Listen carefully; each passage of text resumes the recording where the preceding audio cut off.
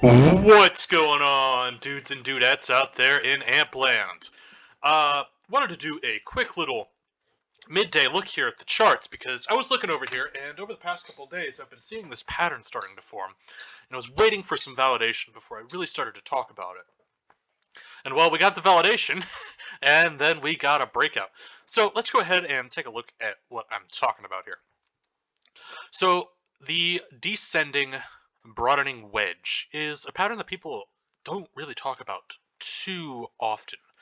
But according to these stats here, about 80% of exits out of a broadening wedge are bullish, and as you can see, we're looking pretty damn bullish over here.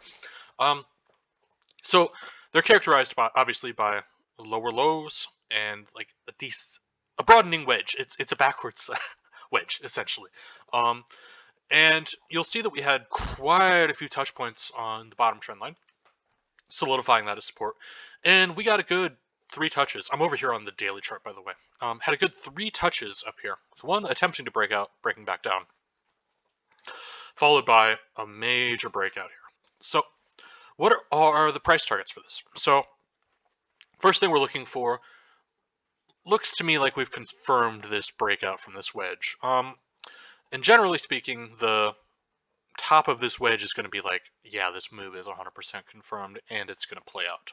So what you look for in these moves is making a measured move from the top to the bottom at the breakout,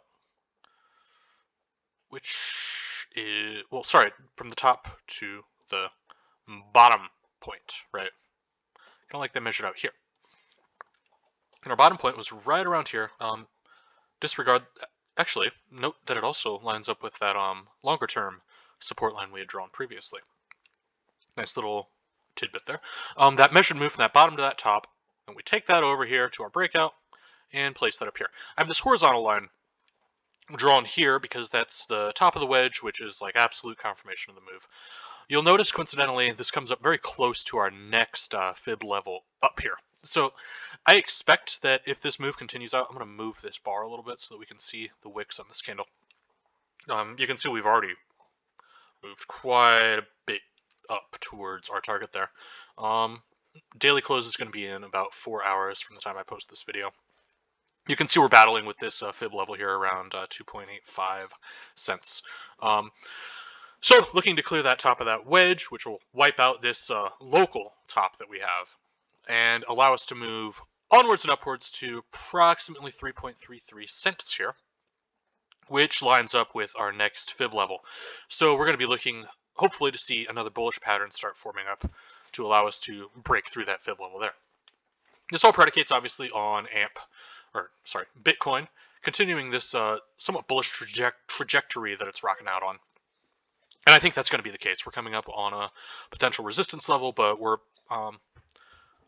on a very nice bullish move up here to start, well, to mark the end of March and start moving towards April. I think that's going to continue, and I think that's going to elevate us up. So key points to watch out for: break that 3.15 cent range or so, wipe out that local top there, onwards and upwards to 3.33 cents. Find resistance at 3.37, 3.38 cents. Hit that fib level, and start looking for some more narratives and bullish patterns to carry us on back up, and someday wipe back out this previous all-time high of 5.6 cents that we set well over a month ago, February 12th. It's been a hellacious February and March over here in crypto, hasn't it?